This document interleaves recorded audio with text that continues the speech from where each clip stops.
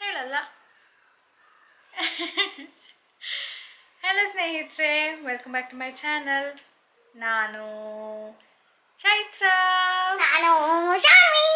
ಇವತ್ತು ಕಾಯ್ತಾ ಇದ್ಲು, ಅದಕ್ಕೆ ನಾನು ಹೇಳ್ತಾ ಇರಲಿಲ್ಲ. ಆಗ್ಲಿಂದ ಬಂದ್ಬಿಟ್ಲು, ಹೇಳಲ್ವಾ ಹೇಳಲ್ವಾ ಹೇಳು ಹೇಳು ಅಂದ್ಕೊಂಡು.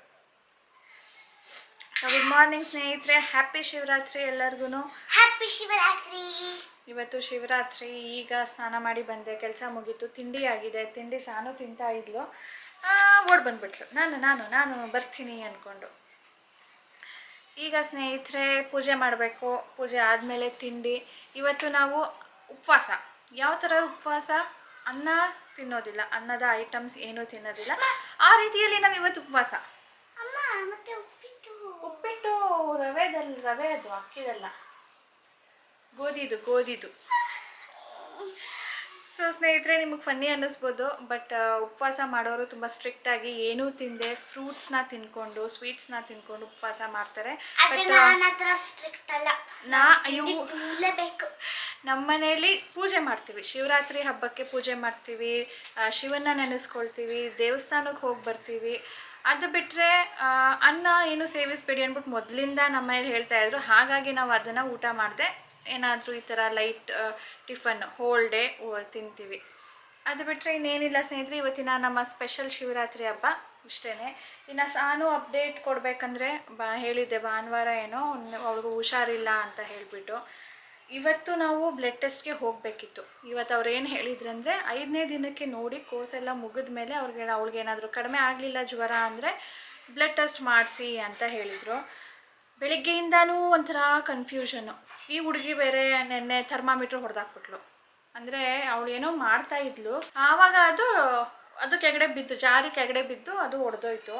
ಇವತ್ತು ಬೆಳಿಗ್ಗೆ ಕನ್ಫ್ಯೂಷನ್ನು, ಏನು ಮಾಡೋದು, ಜ್ವರ ಕಡಿಮೆ ಆಗಿದೆಯೋ ಇಲ್ವೋ, ರೆಡ್ನೆಸ್ಸು ಕಣ್ಣಲ್ಲಿ ನೆನ್ನೆಗಿಂತ ಸ್ವಲ್ಪ ಕಡಿಮೆ ಇದೆ. ಇವತ್ತು ಬ್ಲಡ್ ಟೆಸ್ಟ್ ಹೋಗಣ್ವೋ ಬೇಡವೋ, ನನಗೆ ಅದು ಬ್ಲಡ್ ಟೆಸ್ಟ್ ಮಾಡಿಸೋದಕ್ಕೆ ಇಷ್ಟ ಇಲ್ಲ, ಬಟ್ ಅವಳ ಹೆಲ್ತ್ಗೋಸ್ಕರ ನಾನು ಮಾಡಿಸ್ಬೇಕಿತ್ತು ಅಷ್ಟೇ. ಏನು ಮಾಡೋದು ಅಂತ ಗೊತ್ತಾಗದೆ ಈಗ ಅರ್ಜೆಂಟಾಗಿ ಹೋಗ್ಬಿಟ್ಟು ಥರ್ಮಾಮೀಟ್ರ್ ತರಿಸ್ದೆ. ಥರ್ಮಾಮೀಟ್ರ್ ಟೆಸ್ಟ್ ಮಾಡಿದಾಗ ನಾರ್ಮಲ್ ಅಂತ ತೋರಿಸ್ತಾ ಇದೆ. ನೋಡಬೇಕು, ಇನ್ನು 1-2-3 ಅವರ್ ಒನ್ಸ್ ಚೆಕ್ ಮಾಡಿಬಿಟ್ಟು ಆಮೇಲೆ ಡೆಸಿಷನ್ ತೊಗೊಳ್ಳೋಣ ಅಂತ ಇದ್ದೀನಿ. ಸೊ ಇದು ಅವಳ ಸ್ಟೇಟಸ್ ಈಗ ಪ್ರೆಸೆಂಟ್. ಈಗ ಇದು ಡ್ರೈ ಆಯಿತು. ಬನ್ನಿ ಸ್ನೇಹಿತರೆ, ಇವತ್ತಿನ ವ್ಲಾಗನ್ನು ಇಲ್ಲಿಂದ ಸ್ಟಾರ್ಟ್ ಮಾಡೋಣ.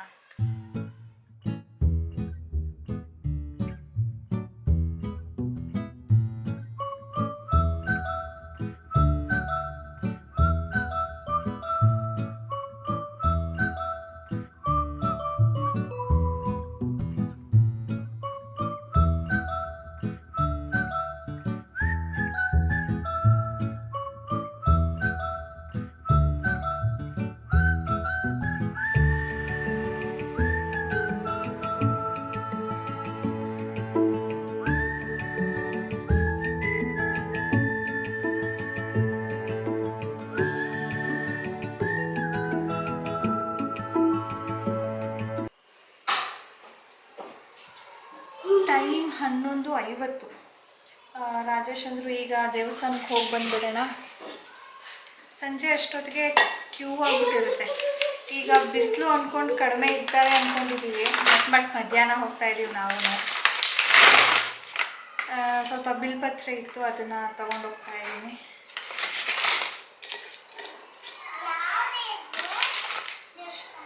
ಶಿವನ ದೇವಸ್ಥಾನ,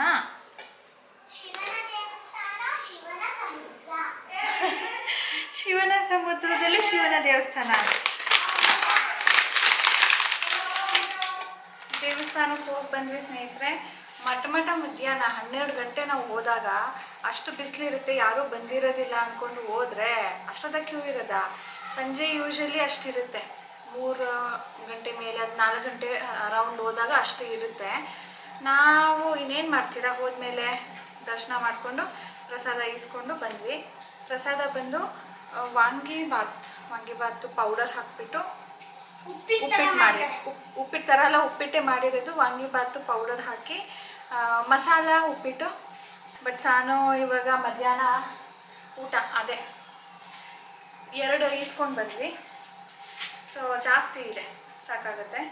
ಇನ್ನು ಬೆಳಿಗ್ಗೆ ನಾನು ಉಪ್ಪಿಟ್ಟು ಮಾಡಿದ್ದೆ. ಬೆಳಿಗ್ಗೆದು ಸ್ವಲ್ಪ ನನಗೆ ಪ್ರಾಪರಾಗಿ ತಿನ್ನೋದಕ್ಕಾಗಲಿಲ್ಲ. ಬೆಳಿಗ್ಗೆ ಸಕ್ಕತ್ ಹೊಟ್ಟೆ ಹಸಿದ್ಬಿಟ್ಟಿದ್ದು. ಹೊಟ್ಟೆ ಹಸಿದಾಗ ನಮ್ಗೆ ಒಂಥರ ಜಾಸ್ತಿ ತಿನ್ನೋದಕ್ಕಾಗೋದಿಲ್ಲ. ಸ್ವಲ್ಪ ತಿಂದ್ಬಿಟ್ಟು ಸುಮ್ಮನೆ ಆಗ್ಬಿಡ್ತೀನಿ, ಅದು ಮಿಕ್ಕಿದೆ.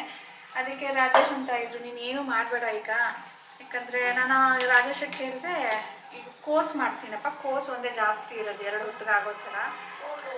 ಅದಕ್ಕೆ ಕೋಸ್ ಮಾಡ್ತೀನಿ. ಇದಕ್ಕೆ ಮಧ್ಯಾಹ್ನ ಮತ್ತು ರಾತ್ರಿ 2 ಟೈಮ್ಗೂ ನಾನು ಚಪಾತಿ ಮಾಡ್ತೀನಿ ಅಂಥೇಳಿ. ಅದಕ್ಕೆ ಅವ್ರು ಚಪಾತಿ ಎಲ್ಲ ಬೇಡ, ಇರೋದನ್ನೇ ತಿನ್ನೋಣ, ಆಮೇಲೆ ಸಂಜೆಗೆ ಬೇಕಿದ್ರೆ ಸಾಬುದಾನ ಖಿಚಡಿ ಮಾಡು, ಚೆನ್ನಾಗಿರುತ್ತೆ ಅದು. ನಂಗೆ ಸಾಬುದಾನ ಖಿಚಡಿ ಇಷ್ಟಪ್ಪ. ಸಾಬುದಾನ ಖಿಚಡಿ ಹೇಗೆ ಮಾಡೋದು ಅಂತ ನಾನು ಒಂದು ಸಾರಿ ಚೌತಿ ದಿನ ಮಾಡಿದ್ದೆ, ಆವಾಗ ನಿಮ್ಮ ಜೊತೆ ರೆಸಿಪಿ ಶೇರ್ ಮಾಡಿದ್ದೀನಿ.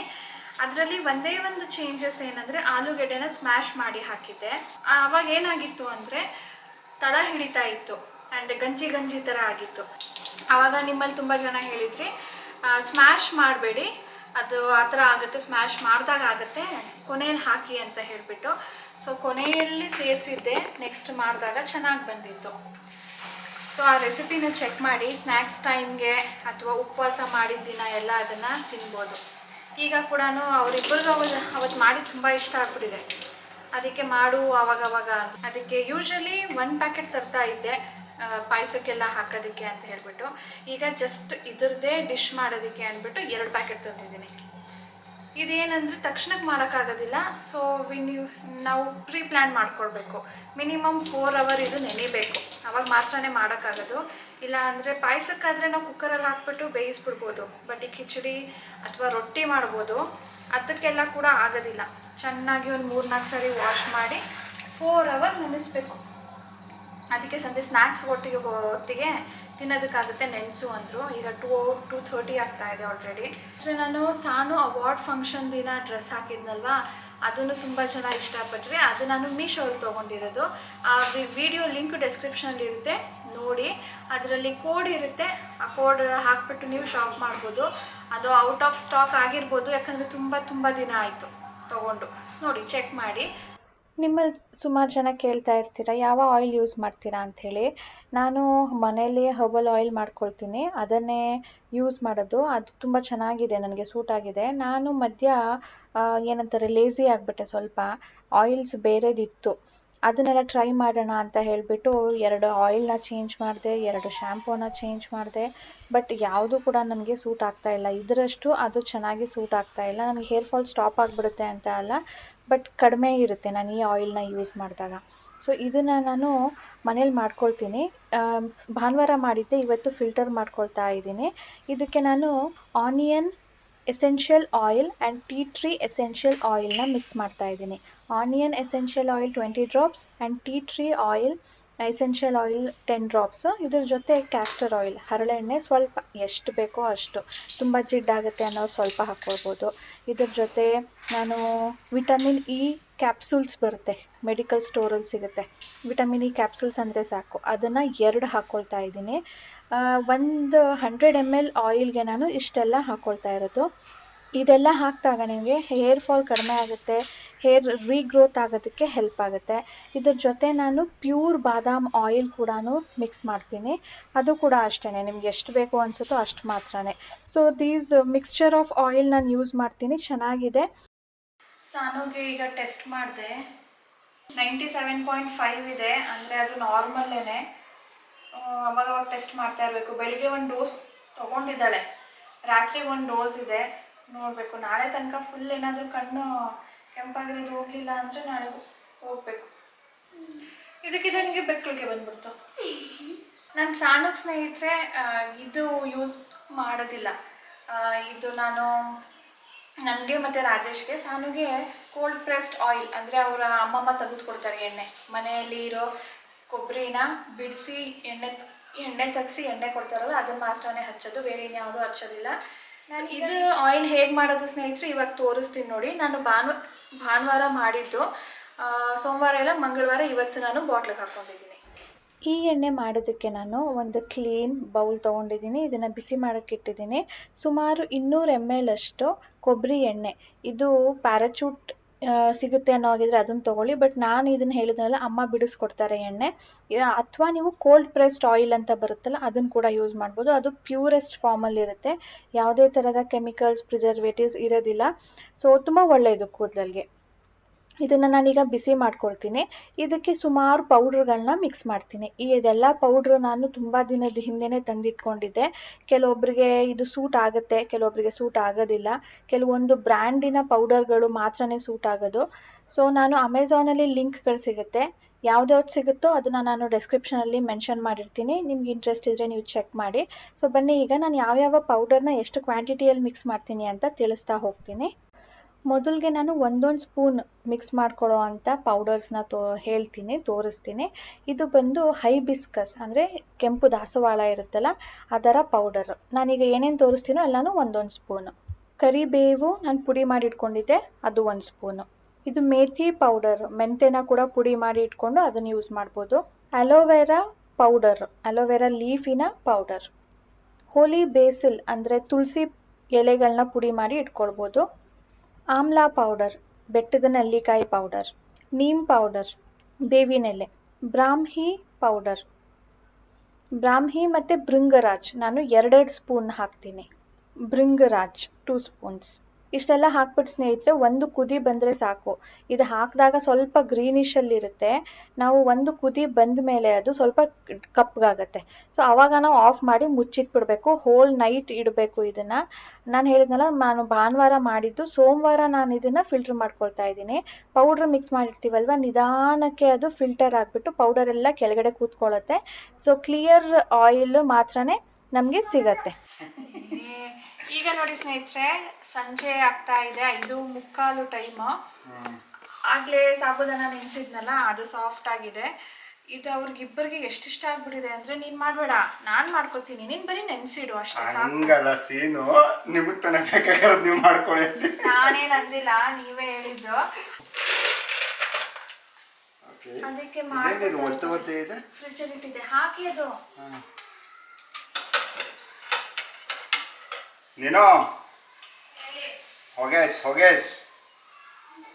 ಏನಾಗಲ್ಲ, ಮುಚ್ಚಿಟ್ಬಿಡು ಬನ್ನಿ. ಸ್ವಲ್ಪ ಯಾಮಾರಿದ್ರೆ ಹೊಗೆ ಇದು. ಸ್ವಲ್ಪ ನೀರು ಹಾಕಿ ಅಂತ ಹೇಳಿದ್ರು, ನಾನು ಇನ್ನೊಂದು ಸ್ವಲ್ಪ ಆ್ಯಡ್ ಮಾಡಿಬಿಟ್ಟೆ, ಗಂಜಿ ಆಗ್ಬಿಟ್ಟಿದೆ.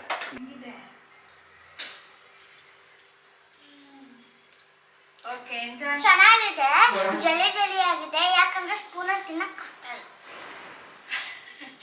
ಓಕೆ, ಚೆನ್ನಾಗಿದೆ ಅಂತೆ, ಗುಡ್. ಏನ್ ಬಿಡ, ಏನೋ ಕೇಳಿಸ್ತಾ? ಏನಂದ್ರೆ ಚೆನ್ನಾಗಿದೆ, ಅದೇ ಜಲಿ ಜಲಿ ಆಗಿದೆ, ಸ್ಪೂನಲ್ಲಿ ತಿನ್ನಕ್ ಆಗ್ತಾ ಇಲ್ಲ. ಹೌದಾ, ನೀನು ಯಾವಾಗ ಜಲ್ಲಿ ತನ್ನಿ ಅಂತ ಹೇಳ್ತಿಲ್ಲ, ಅದಕ್ಕೆ ಜಲ್ಲಿ ಮಾಡ್ಬಿಡಿ. ಜಲಿ ಅಂಗಡಿಯಿಂದ ಕಣೋ. ನಂಗೇನೋ ಸೌಂಡ್ ಕೇಳಿಸ್ತಾರಿಂದ. ಅಮ್ಮ ಮಗಳು ಹೈಡ್ ಆ್ಯಂಡ್ ಸೀಕ್ ಆಡ್ತಾ ಇದ್ದಾರೆ, ಎಲ್ಲಿ ಏನು ಎತ್ತ ಅಂತ. ಅಯ್ಯೋ ಶೇಟ್,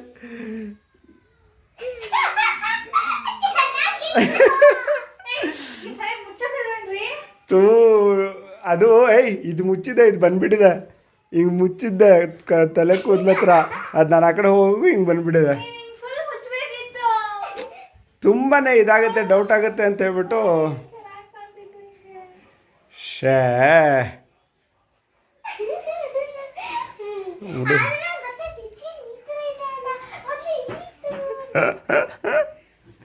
ಸಾನು ಫಸ್ಟ್ ಅಟೆಂಪ್ಟಲ್ಲೇ ಹುಡುಕ್ಬಿಟ್ಟೆ. ಛೇ. ಓಕೆ, ಹಾಂ, ಕೌಂಟ್ ಮಾಡೋ. ರೆಡಿ.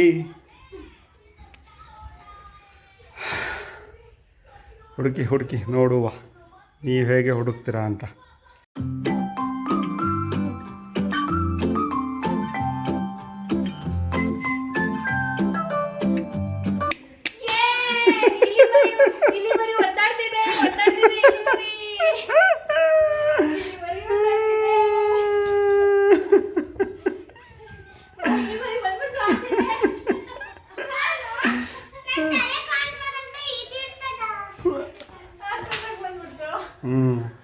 ಸೋನಾ ಮನೇಲಿ ಹೈಡ್ ಆ್ಯಂಡ್ ಸೀಕ್ ಆಡೋಕ್ಕಾಗಲ್ಲ.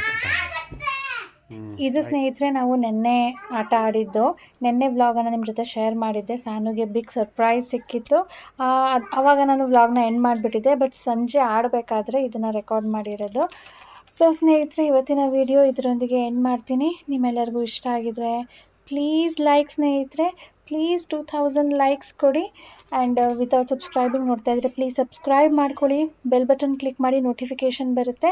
ಆಗ ನಾನು ವಿಡಿಯೋ ಹಾಕಿದ ತಕ್ಷಣ ನಿಮಗೆ ನೋಟಿಫಿಕೇಷನ್ ಬರುತ್ತೆ, ಗೊತ್ತಾಗುತ್ತೆ. ಯಾವುದನ್ನು ಮಿಸ್ ಮಾಡದೆ ನೀವು ನೋಡ್ಬೋದು. ಸಿಗೋಣ ಮುಂದಿನ ವಿಡಿಯೋಲಿ ಸ್ನೇಹಿತರೆ. ಬಾಯ್ ಬಾಯ್, ಟೇಕ್ ಕೇರ್.